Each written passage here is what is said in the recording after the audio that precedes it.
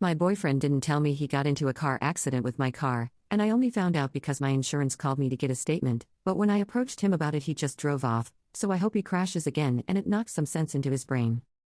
Throwaway because this is embarrassing AF. I have been with my 32F boyfriend, 35M, for a little over 3 years. Every once in a while I will let him drive my car when his is low on gas or if he has a good parking spot and doesn't want to move, etc. etc. A couple weeks ago I get a call from my insurance company letting me know they need a statement about the accident.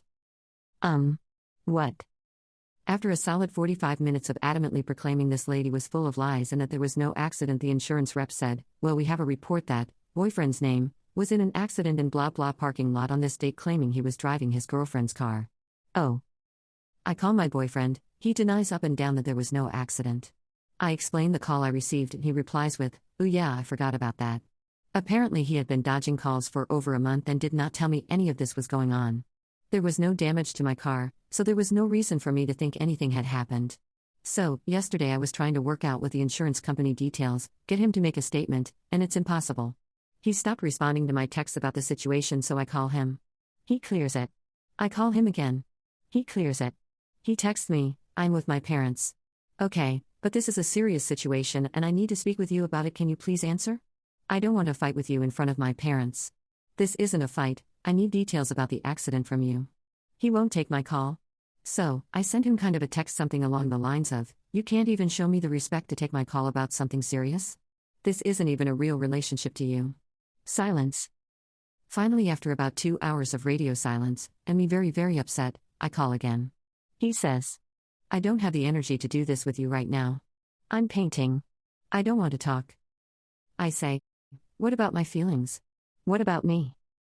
He says, "Scoff, what about you?" and hangs up. I haven't heard from him since. I know he is waiting for me to break down in contact, as that has historically been the case. I need some help drafting my response to this situation. I am frozen in shock and pain and am at a loss on what the next step is. Edit. So, he contacted.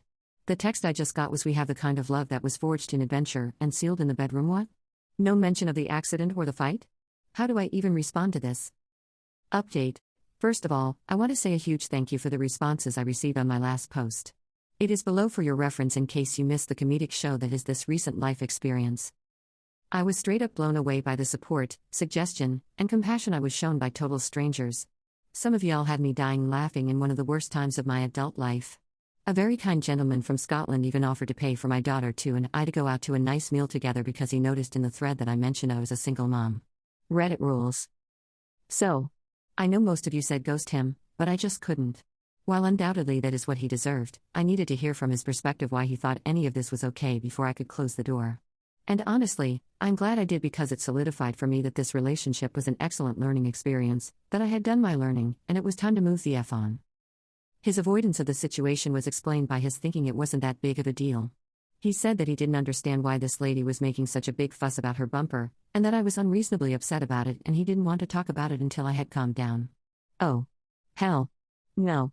I kept it together until I got his side of the story. According to him, they were both backing out of their parking spots and smacked into each other. He was all the way out of his spot, she was halfway out of hers when bang. I literally dialed the phone and SAT with him while he called the insurance rep and gave his statement. He was found at fault due to his being all the way out of the spot. I'm not 100% sure what this means for me, my policy, or my pocket yet. As far as the relationship, done. When he came over to talk, I had all his things packed up. I tried to explain how hurt and disappointed I was about his actions, and told that I could no longer trust him because of how terribly he handled this situation. He said, "I kid you not, oh please? You just set a fire and expected me to come to your rescue and put it out, and when I didn't, you threw a fit. I'm sorry. I just didn't have the energy to put out your fire. This is your goddamn fire set by your actions and fueled by your avoidance." I burst into tears, handed him his bag, and said I needed him to leave. Now. I told him anything of mine left at his place he can throw away, or leave there until his next victim or mother comes and cleans it for him. Speaking of his mother, I did listen to you and craft a very detailed email to her with him CC'd. I explained what happened, and then asked her for his driver's license number and policy name and ID number just in case it's needed. Her response was, "I'm very sorry that you are having to deal with all this, but I don't see how this is our problem if it was your car. I feel like this whole family are a bunch of lizard people sent to Earth to make me question my reality." Anyway. Single at 32 again. Woot. I am sad as, but trying to focus on the plus side as someone said, cutting a bunch of dead weight. Thanks again for all the love and laughs. Oh, and yes, once it is determined how much this is going to affect my rates in my pocket, I will be taking his cartoon quoting but to small claims court. I have already spoken to my attorney about it. Much love. Pixie.